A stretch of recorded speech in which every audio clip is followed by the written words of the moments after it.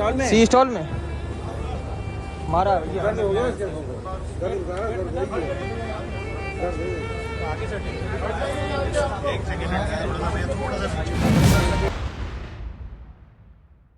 নমস্কার বন্ধুরা, আজকে একটি বিষয় নিয়ে কথা বলবো। আপনারা নিশ্চয়ই টাইগার রবির নাম শুনেছেন, কিন্তু এবার এই টাইগার রবি এমন কি ঘটিয়েছে যা তাকে নিয়ে আমরা ভিডিও বানাচ্ছি।